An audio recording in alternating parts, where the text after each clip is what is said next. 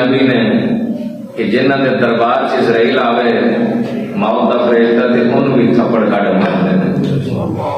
یعنی ایڈا جلالی نبی رب دے دربار سے دعا منگی تے یہ وہ موسیٰ کلیم اللہ نے آئے تے لوگ کیا چھڑتے ہیں کوئی مکھی کا پر نہیں بنا سکتا, کوئی مکھی کا پر نہیں بنا سکتا. میں کیا نادانہ پتنی تو کڑا قرآن حدیث پڑھے تو مکھی کی گل کرنا قرآن اٹھا کے وے تفریجہ سے بارہ حضرت عیسیٰ علیہ السلام نے مٹی کی مورتی بنا کے پھوک ماریا اڑ گئی.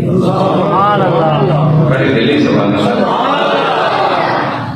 تو مکھی کی گل کرنا اگلے نے پرندہ بنا کے اڑایا. قرآن پڑھتے تھے نا جو اندر کچھ کر نہیں سکتا. موسیٰ علیہ السلام نے اپنا عصا پتھر پہ مارا پر چشمے تاری ہو گئے.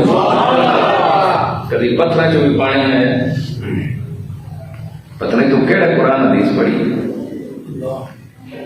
تے جڑا مورتیاں مٹی دے بنا کے پھونک مار کے اڑائے اور روح اللہ سبحان اللہ سبحان اللہ. جڑا پتھر تے عصا مار کے تے چشمے جاری کرے وہ کلیم اللہ سبحان اللہ. جڑا آگ وچ جا کے سڑے نہیں وہ خلیل اللہ سبحان اللہ. جڑے گلے تے چھری چلے تے کچھ نہ کٹے وہ ذلیل اللہ سبحان اللہ. تے جڑے ہاتھاں دی انگلیاں چ پانی جاری ہو جائے وہ حبیب اللہ سبحان اللہ.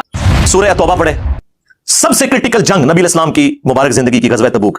1.5 لاکھ کی فوج لے کر کیسر روم عرب کے بارڈر پہ آ گیا, دنیا کی سب سے بڑی سپر پاور, اور نبی علیہ السلام کے پاس صرف 30,000 جانثار صحابہ ہیں جن کے پاس سامان بھی پورا نہیں ہے, اور مخالفت میں 1.5 لاکھ کا لشکر.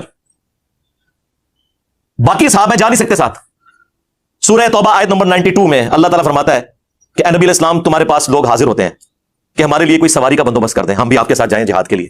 تو تم ان سے فرماتے ہو کہ میں کوئی ایسی چیز نہیں پاتا کہ جس کے ذریعے میں تمہاری مدد کر سکوں, تمہارے لیے سواری اور جانے کا ساز و سامان ارینج کر سکوں. تو تم دیکھتے ہو کہ یہ تم سے اس حال میں پلٹتے ہیں کہ ان کی آنکھیں آنسوؤں سے تر ہوتی ہیں اس غم کے سبب کہ وہ اپنے نبی کے ساتھ مل کر اللہ کی راہ میں جہاد نہیں کر سک رہے.